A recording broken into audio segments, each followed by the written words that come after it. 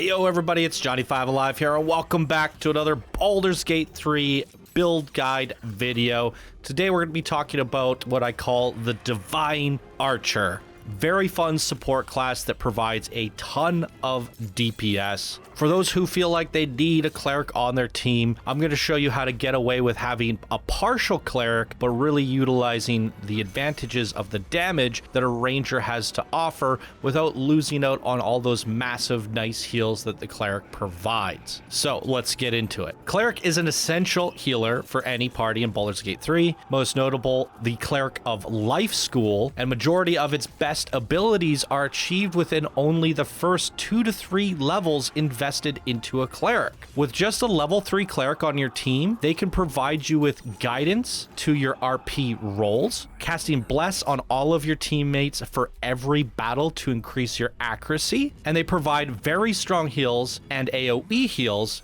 in and out of combat. At level 2, the Cleric of Life can cast a massive AoE heal called Preserve Life using only their Divinity charge, which can be restored with every short rest. And this can be cast in combat. So it's, in my opinion, it's a big free AoE heal every single short rest, and it can save you in a pinch. So Cleric of Life is definitely great, especially just the first 3 levels of it. And because the Cleric is a wisdom-based class, it pairs perfectly with the Ranger, who is also wisdom-based. By subclassing Ranger, who is a half caster, we will continue to progress our spell points higher, which in turn allows our low-level cleric to continue to cast more heals and upcast even stronger heals. For those of you who are unaware, by adding in a half caster to a full caster, you still progress your spell points as if you're progressing your full caster. That might sound confusing, but basically a level 3 cleric that has 9 points of ranger added in is still going to have the spell slots that a high level cleric would have. So your spell slots don't stop at level 3, they continue to progress upwards because you're adding in a half caster. So when you pair the cleric with a ranger, the ranger is not only a good option for the wisdom-based half caster spell point progression, but also because the ranger will be far back in combat away from most of the threats, meaning we can maintain concentration on our spells like Bless. Having access to the archer fighting style gives us increased damage with bows as well. And eventually when we pair it with the Gloomstalker gives us an extra attack at the start of each combat, and later on at level 5 we receive the extra attack perk, meaning on turn 1 we can fire out 3 strong attacks to open up combat with and follow up with 2 every single turn after that. If we pair it with the rogue at any point, it doesn't hurt to throw in a level of rogue. We get that extra sneak attack, which will do some bonus damage and allows our ranger to also aid the rogue in opening up combat and surprising the enemies. And if we go with a level 2 rogue mixed in at any point, we'll have that ability to use our bonus action to dash if we need to use a close range heal that can only be used from melee range. Our archer can pop dash, charge into range of our ally, and heal them. So rogue isn't bad to pair in here as well. For character recommendations, any companion works great here, but some may prefer Shadowheart as she's already a cleric. But I personally used Asterion as between mixing in the rogue for sneak attack and using Gloomstalker for big openers. The class still ends up feeling more like a damage rogue archer feel than it does a cleric. When you pair it up with the right team, you will kill everything before receiving much damage at all, meaning you will only need to use your heals to top people off or in emergency situations, which is, again, why it's a bit of a waste to go full-on cleric in a playthrough, because they're just sitting around waiting to heal and maybe casting out the odd spell or just thunking something on the head with a mace or something. This, you'll get a lot more value out of your damage and still be able to heal just as reliably. So here again is my multi-class guide page. I'll have a link to this in the description below. You'll have a read-only version of this that you could check out. And basically, this will have all my class breakdowns and how to level them up. my recommendations for each of the levels and how to transition into multi-classing these classes, as well as my attribute allocations. This one in particular will eventually use the Gloves of Dexterity that you can find in Act 2, allowing you to get 18 Dex, 16 Con, 16 Wisdom, 12 Charisma, 12 Intellect, and 11 Strength, making this class very defensive on saving throws, which will allow us to maintain our concentration very, very easily. So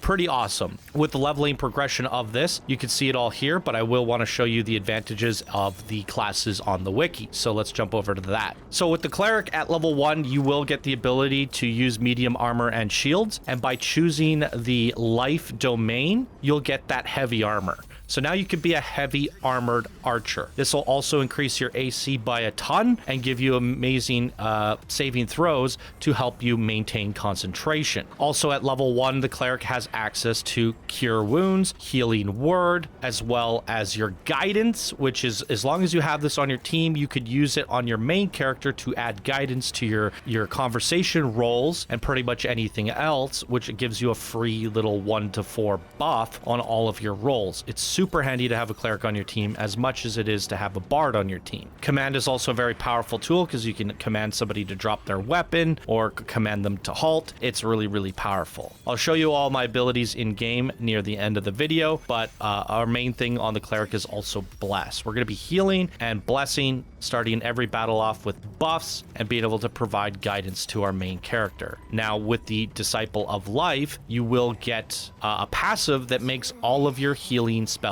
stronger. I highly recommend this, especially if this is your emergency healer, and because we're only putting a few points into Cleric, it's going to really help that we're getting a lot of heals from our Wisdom that pairs nicely with our Ranger. We're going to continue to get those spell points by subclassing into a half-caster, and we also get that heavy armor. At level 2, you get your first Divinity Charge, which you can use on Preserve Life, and Preserve Life is just a big AoE heal, and because Divinity Charges can be restored every short rest, you're going to have a big AoE heal every short rest. Use it in the thick of battle when you need to emergency AoE heal everybody in a big fight, and you're going to be able to do that three times per long rest if you have a Bard on your team that has the Bardic Song of Rest. So Preserve Life is extremely powerful, and you only need level 2 Life Cleric to get it. I really, really like this. And at level 3, we get the things like Lesser Restoration, our Aid, and all of that good stuff, but we also get Prayer of Healing, and this can only be used outside of combat, but it's a big AoE heal. So if you do a short rest and it doesn't quite top everybody off, then you could toss this out just to top everyone off. For me, it's about like the same amount of healing that a short rest provides, but it just uses a spell slot, a level 2 spell slot. It's nice to have on the team, it doesn't hurt, and it's just a nice additional benefit that a level 3 Cleric gets. And because I mentioned that we don't really need to go any higher than that, and yes, while getting up to level 6, you can get that second Divinity Charge, and you go further on into leveling up the Cleric, you can eventually get Mass Healing Word, which is a big AoE heal, and you can get Revivify. From my experience with my team, if you followed my guides and how I play my other characters, my teams are so powerful that we're demolishing everything.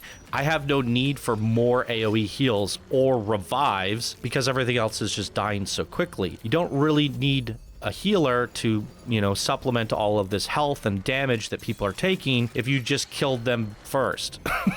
You don't need to heal if everything is dead. And that's where, putting that extra, having that backup healer at level 3 is really powerful. But if everybody's just casting haste and everyone's just decked out to the gills, then you're going to kill them before they do damage to you. But even on the hardest difficulty tactician mode with a very powerful team, there are some battles where they get the best of me, they get the jump on me, we take some damage, and all I really need is Preserve Life, a few top off heals, and I'm good to go. Hence why I don't believe you need higher than a level 3 Cleric, but I still think having a level 3 Cleric is pretty essential in a D&D game. Now moving over to our Ranger, we do get our fighting style at level 2, which is quite helpful because we can go defense, which will increase our armor class even more, but we can also go archer. So I like the archer just to do that extra damage, but if you want to play a little bit more defensively, you have this as a choice too. But because we will be focusing on using a bow, and this is the Divine Archer, having that +2 to ranged weapon attack rolls is really, really nice. You can also take the If you're playing this as your main character, you can take the Bounty Hunter for investigation as well as sleight of hand, which will help you with some RP situations. Definitely something to go with there, but none of this is very important on a companion. I usually just take the fire resistance or something, and that should be fine. What's nice is at level 3 we get our Gloom Stalker. Dread Ambush allows you to open up combat and get a free attack every single combat. It's a bonus bit of damage to kick things off, and when you mix that with extra attack, you're basically getting 3 attacks on your first turn, assuming that you cast Bless outside of combat, and then your rogues and stuff ambush them, got the initiative. Now you get your action point back, and you can use that to Dread Ambush and to extra attack twice. That's 3 big damage numbers, and at high accuracy because everybody has Bless. And every turn after that, you're going to have the extra attack. Now, in my footage, you'll see me mixing in Rogue. My Cleric Ranger had a level or 2 of Rogue, and that's mainly so I get the sneak attack, but I use the bow version of sneak attack.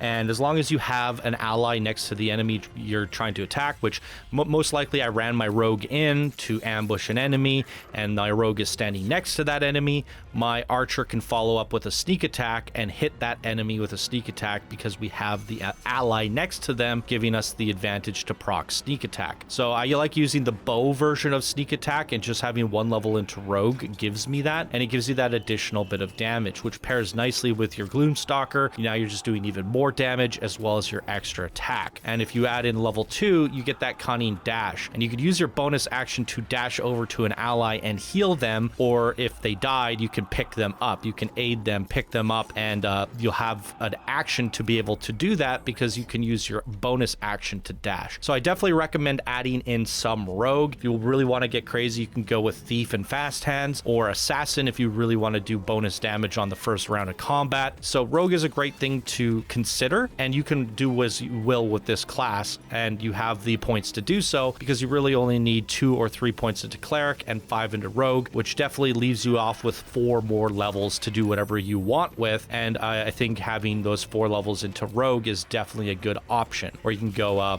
4 Cleric, 3 Rogue, 5 Ranger. But what I think is the ultimate way to go, hear me out, it's Druid.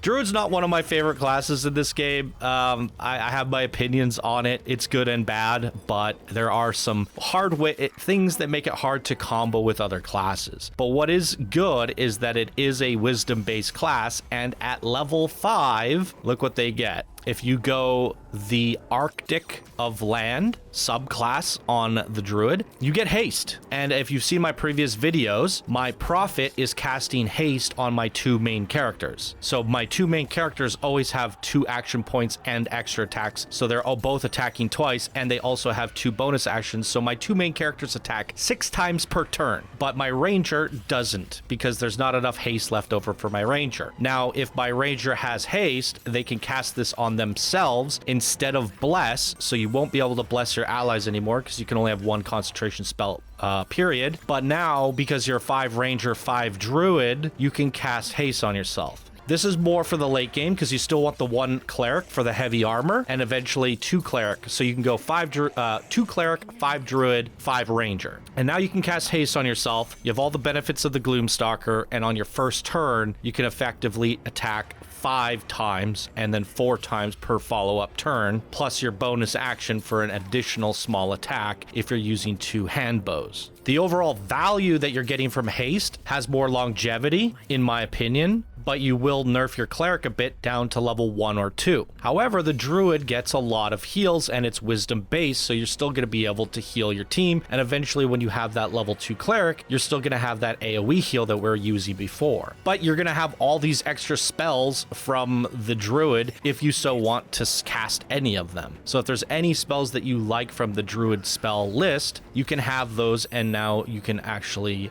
have an extra action to, 1, use that action to either heal somebody or to cast a spell, and then the second action point that you have from your haste, you can now use it to attack twice with your Ranger bows. And this is where I think this really pops off, but this is only possible at levels 11 and 12. So bringing you over to my leveling guide, this is what my recommendations are. We start as Cleric, we build up as Cleric, we go to Cleric 4, because Cleric 4 will give us the Warcaster feat, which prevents the loss of Bless, which is our buff that we're casting on all of our allies. That'll give us the saving throws against things that will break concentration spells. So pushing straight to level 4 Cleric's pretty good. You might as well just go Cleric 5 to pursue, but you can also go Cleric 4 Ranger 1, but it doesn't really matter because at level 6 you're going to respec it all. You're going to hop down to Cleric 1 Ranger 5 for the purpose of being able to use that heavy armor but still having those heals available to you, and then we get the extra attack from the Ranger. And then from there we're just going to keep leveling up our Cleric, and then once we're basically level 8, we've basically completed our class. We are now a Divine Archer. We're 5 Ranger, 3 Cleric, and that's more than enough. From there you can start mixing in levels of Rogue, like I said, for that extra sneak attack damage, and eventually for that extra mobility, and you can just continue from there and just go Ranger 5, Cleric 4, Rogue 3. That is definitely an option. Or you could just go crazy, buck wild, and go Cleric 1 or Cleric 2, Ranger 5, and Druid 5, just for the haste. So if you like the idea that your caster, healer,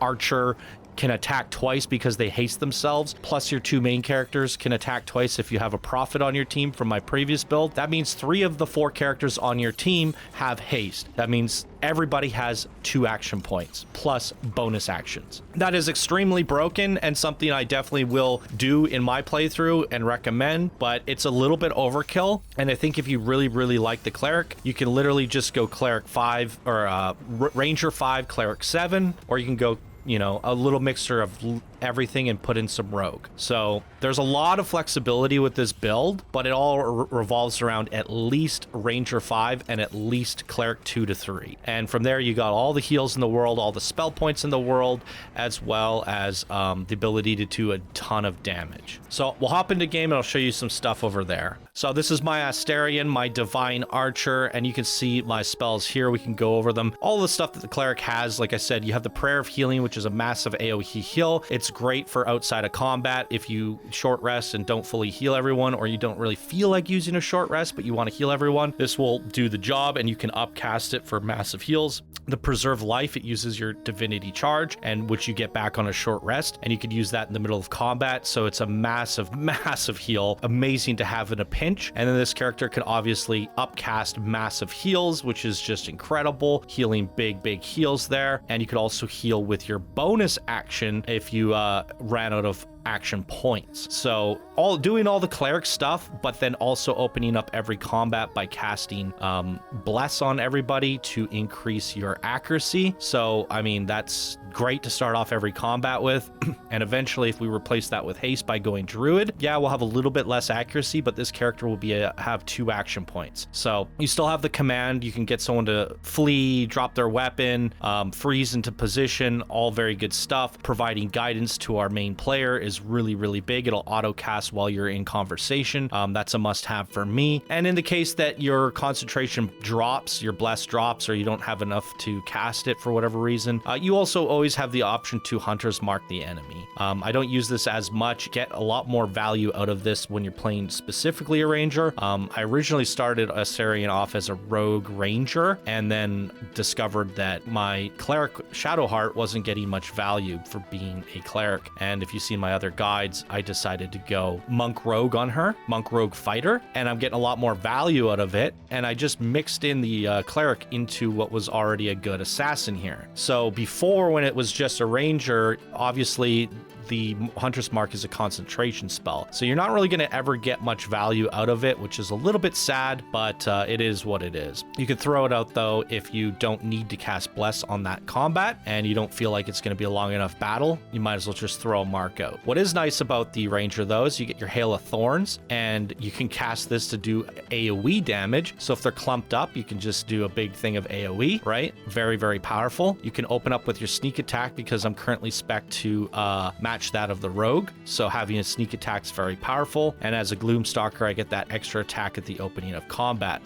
Spiritual weapon's a nice little bonus if you really want to throw that out, because it doesn't cost concentration and it's part of the Cleric. So you can have a weapon fighting alongside of you for just the cost of a bonus action, basically, and a spell point. It doesn't really hurt. So those are pretty much all the spells I use. I generally focus on using like these special arrows, right? You can get a lot of different elemental damage. Arrow of many targets is really nice. It'll bounce off a bunch of enemies. I try to use those as much as possible as well. And I also like to use the dual hand bows, mainly because I have that extra bonus action. And at one point, I think I was Thief 3, and I will probably eventually do that unless I go with the Druid route. But if you have 2 bonus action points, you can use your offhand attack to do bonus damage with just your offhand. So if you're a regular archer, you normally use that bonus action to cast Hunter's Mark, right? Or re-stealth. So that's how you normally play like a Gloomstalker assassin. If I were to mix the rogue assassin with a Gloomstalker,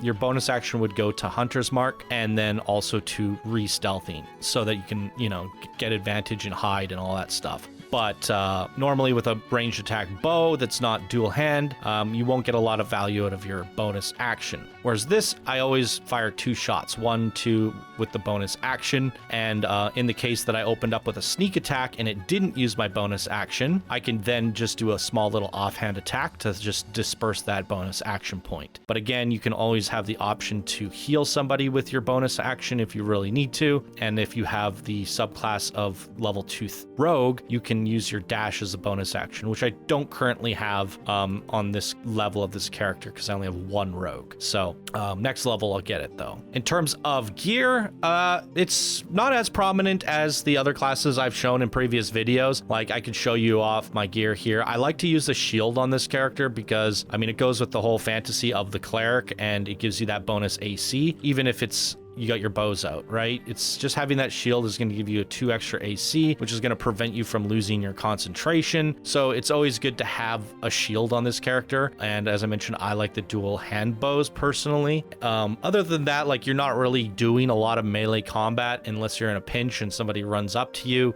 You can still use the shield bash and all that stuff. In terms of gear, like jewelry and stuff, when you heal a creature, it gives a bonus to attack rolls and saving throws. So you're buffing while healing. And when concentrating on a spell, your weapon attacks deal 1 to 4 psychic damage. You're always concentrating on a spell because you have 100% uptime on Bless on all of your allies, which means you're always concentrating, which means you always do additional 1 to 4 psychic damage. But that 1 to 4 psychic damage applies to your main hand and offhand, which basically I'm going to be doing that twice. So when you get benefits that do add damage to your weapons, dual wielding is always going to see twice the damage gains from that. So I quite like that. I like this necklace. It went down to automatically stabilize, so if he gets killed for whatever reason, he's back up, and it maximizes the number of hit points restored. So when you roll to like 4 to 11 on a heal, it's gonna pretty much always roll the highest, see 11. So you can never get bad rolls on heals with this necklace. It's a very good necklace for healers. Absolutely amazing. If he dies for whatever reason, he pops back up. So, but as a Gloomstalker, you have the ability to use your bonus action to hide if you really need to, and they're not going to even be able to hit you on their next turn. But I don't really find that it's necessary, and that's why if you are getting hit a lot, maybe use a 2-handed bow and just hide after as your bonus action. But you'll have to sacrifice heavy armor because heavy armor gives you disadvantage on stealth checks. But I found I don't need to do that. He just doesn't lose concentration. He barely gets targeted. He's not taking a lot of damage. So yeah, I just stand out in the open, and that's why I decided having an offhand, it better utilizes my bonus action. And we're also already in heavy armor, so it doesn't really matter. And this prevents him from dying, so let him hit me. The worst case scenario, they actually break his concentration. Whoop-de-doo, you just recast Bless. It's not really a big deal. The Justicar helmet gives you bonus saving throws against spells, which is going to help you maintain concentration against spells that would cancel your concentration, which is very, very good. I was using the Adamantium Splite Mail because it just makes it so you can't get crit. And the most important thing on this class for me was the Gloves of Dexterity. I'll pretty much never get rid of these. It'll set your dexterity score to 18. So what you do is you respec the character and give them 8 dex. So basically these gloves are giving me plus 10 dexterity. And that means the 8 dexterity points, or the 10 dexterity points that I would normally have to give me that 18 dex, I could reallocate to other areas, such as increasing my constitution, my wisdom. Wisdom is going to infect the potency of my heals, as well as my ranger attack spells. And now we also have 12 charisma, 12 intellect, which is going to give us +1 to saving throws against those types of spells. So he's insanely defensive against all types of magic and still has that high dexterity that you need to be very effective with ranged weapons. So overall, having these weapons on this character is just ridiculous. And it's like, well, wouldn't you rather use this on your main character? Well, not really. Like my rogue, for example, has 18 dex, 16 charisma. That's all I need. I don't really need a lot of constitution. So this character never gets hit. Same with Shadowheart, 18 strength, 16 dex, 14 con. Don't really need anything else. So those other characters don't need the stats as desperately as this character does. It works really, really good here. When the wearer casts a spell that requires concentration, they gain 8 temporary hit points and +1 athletics. Because you're always maintaining a spell, that means you always have extra hit points. The Shield of Devotion also gives you this nice little buff. I pretty much cast this after every long rest. It'll last until the next long rest, and it increases his hit points by 10. I don't know, all of this stuff stacked up. This character has 90 HP. My other characters at this point of the game have 66 on average. He's got like 30% more health than everybody else through all of this gear and all this nonsense, having high constitution, all of that stuff. It's pretty darn amazing. And again, as mentioned earlier, upon reaching level 10 or 11, you can go 5 Ranger, 5 Druid, but you will lose the heavy armor unless you go with the Ranger subclass ability that gives you the heavy armor. That is an option. So at level 10, if you want that haste, you can do that. But level 11 is really where you pop off because you can go 1 Cleric, 5 Ranger, 5 Druid, and then 2 Cleric eventually at level 12. So you'll still have like the nice AoE with the Preserve Life and all that, the really powerful heals plus Druid spells on top of it. But now you'll be using the haste buff on yourself. And as mentioned, my other characters already dual casting haste on my 2 main characters. So this character has haste, this character has haste, this character will have haste through being a druid. And now all 3 of my main damage dealers have 2 action points per turn, and these 2 have 2 bonus actions per turn. So they attack 6 times per turn, and our archer will attack 5 times with Gloomstalker opening attack. You basically complete any battle on tactician mode in the first turn or 2, and you won't really need the heals as much. So pretty powerful builds. If you like this, go check out my other builds. It'll kind of bring it all together. And between these 4 videos that I created for you, I have what is arguably the most broken builds in the game that trivialize the combat. I've yet to run into something that's challenged me, and I feel like I've broken the difficulty just a little bit, which I'm a little sad to say. I wish there was a harder difficulty for people who theorycraft crazy builds like this. I like the challenge. I like the suffering. I just found some combinations that I found to be a little bit overpowering. So this basically concludes my 4 characters that I'm playing on this playthrough. If you guys want more of these builds, let me know down in the comments below if they get popular. I have a few others in mind, and I'll just leave you guys with this. Just as a closing thought, something that I wanted to theorycraft on a future playthrough or respec maybe one of my characters on this playthrough to try, I would probably fully theorycraft this, try it out, get the footage, and see if it actually works. But one thing that I wanted to, just show you guys here is a potential class. And if you want to see a full breakdown of this, let me know in the comments below, and maybe I'll actually make this a reality. So what the theory is here, if we look at Warlock, something that I haven't played around with, they don't really have spell slots like the traditional casters do. At most, they can ever get 3 spell slots if you get them to level 11. So throughout most of the game, they only have 2 spell slots, but they recharge on a short rest. So that's basically like what, like 6 6 spells per long rest, as opposed to what the other casters get with the plethora of spell points. But their spells get more powerful as they level up. So they get like infused. So they do get stronger spells, but less of them. So if you're blowing through your spells with an action point, what do you do with your bonus action? I've already talked about in the past that monks have the best usage of a bonus action because they could use Flurry of Blows, which basically is your main hand attack, your offhand attack at the cost of just a bonus action and a key point. So you get a lot of value out of that, especially if you go Tavern Brawler, it does even more damage. So if you offhand attack, if you use your bonus action to Flurry of Blows, but then you use your action point to do a high level Warlock spell that hits like a truck, you're getting value out of your action point and your bonus action.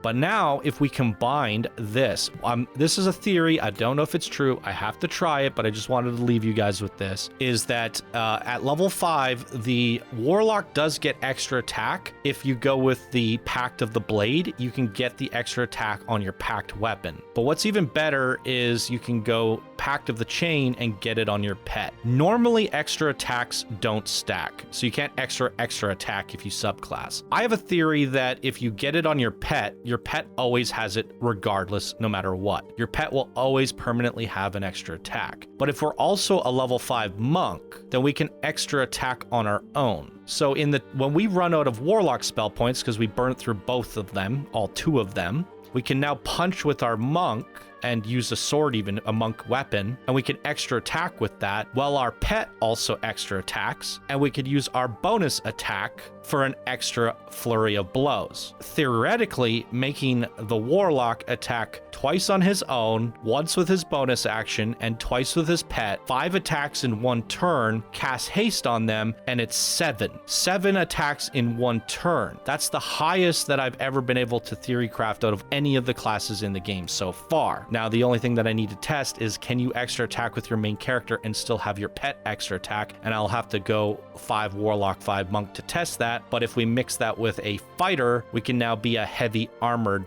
Monk Warlock. Oh my god.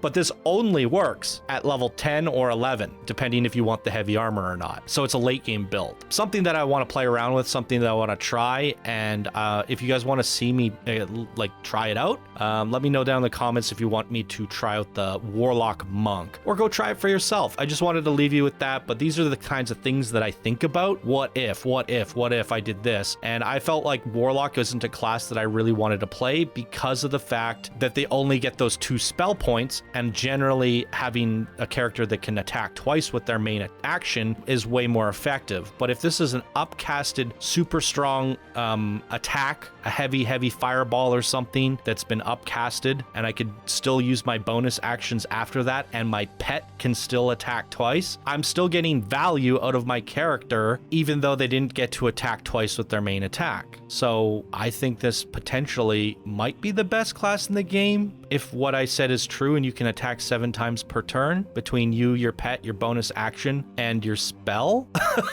That's crazy. So that's the next one I want to try. And in a future playthrough, I kind of want to mess around with Barbarian subclassing, maybe Barbarian Monk, Barbarian Rogue, and that's pretty much it. From the 4 builds that I covered in this series, plus the potential Warlock Monk, the only thing that's really missing is the Barbarian. We messed around a little bit with the Druid and pretty much everything else. The only character that's really left out is the Wizard, but I don't really feel like its subclasses as good as the Sorcerer. I feel like the Sorcerer's just a better Wizard. But pretty much other than that, we've touched on every single class here. And because this video was about the Ranger, like I mentioned, I started off as Ranger. At one point, this character was a Gloomstalker Assassin, and that is also extremely deadly. So I got to try that along the way, but I get more value by having a Cleric on the team. So there you go, ladies and gentlemen. That is my parting gift for you, the Warlock Monk theory. And if you really want me to put that theory to the test, let me know down below. Maybe I'll get some footage of that, try it out, see if it goes. And it could potentially be one of the strongest classes in the game, but some of these situations might just be theories, and we have to test them to actually make them true. So that could be a potentially good class and something that I'm interested in, but I was trying to save it for a future playthrough for having Will on my team. So I'm still working on this playthrough. But I can respec one of my characters just to try it, and that would probably be the only final video I would make in this series. Pretty much the builds that I've mentioned are some of the best, and I'm not really interested in anything else. There are a lot of other good multi-class options though, and I definitely implore you to explore them, try them out for yourselves. These are just the ones that I've personally found to be the best. Boom. So there it is, ladies and gentlemen. That is going to conclude it for my Divine Archer. If you guys enjoyed the video, please give it a like, share it on social media, give us some engagement down in the comments below, and thank you so much for watching, and I'll see you all in the next video. Bye now.